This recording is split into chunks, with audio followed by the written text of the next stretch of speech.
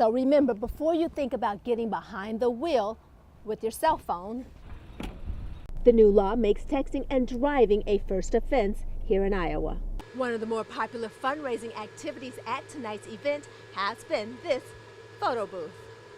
So I couldn't let Justin have all the fun, so I decided to gear up. Here we go. All right, down on red, nice and easy. And like I said, the wind is really bad. As you can see, it's even blowing my camera, so I'm just going to move and walk along with the camera and the wind because of what it wants to do. Food, the guys are here practicing, warming up for tonight's game, and cover your side view mirrors so that when you come in after you've been inside for a minute or been in the house overnight, they're not frozen. And it's a little bit loose. You can always take a rubber band and wrap it around it. So Matt and Sheila, this is a wonderful trick. I've done it, and believe it or not, it does work.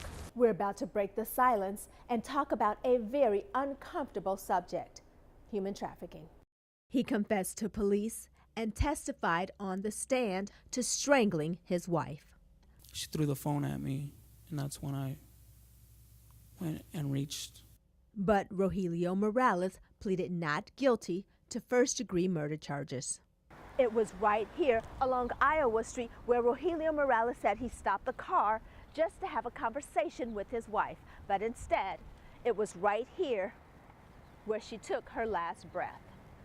Morales says he remembers being in the car talking with his wife, but, well, that's when things get hazy.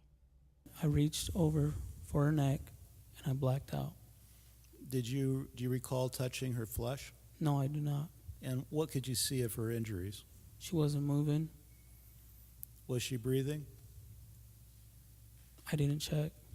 The most shocking of all is that the couple's one-year-old son was in the back seat of the car at the time.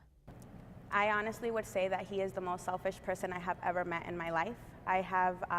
He did not just hurt my sister, he hurt Christian, he hurt us, Margarita's family. Morales is former military, and his defense attorneys alluded to the fact that he could be suffering from PTSD.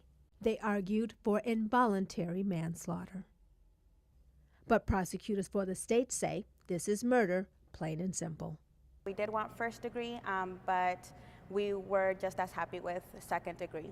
In Sioux City, Danielle Davis, KTIV News 4. With a cluck cluck here and a cluck cluck there. Yep, everywhere you went. Those living near and far flew the coop and found a place to roost.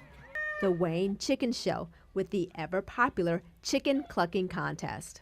I went down the hen path because I felt that was the best opportunity to really perform.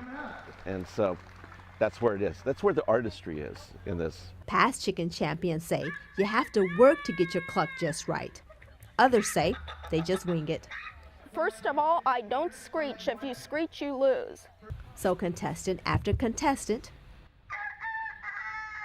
they gave it the old chicken try. But not everyone was allowed to take the stage and cluck, so there were a few ruffled feathers.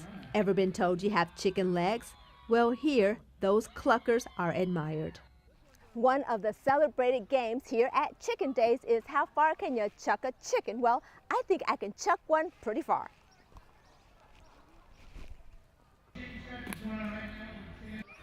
Ever wonder if chickens fly? Yep, they do. The question is, how far? Well, at Chicken Days, they tried to find out. And what better place to get an age-old question answered? Which came first, the chicken or the egg? The egg.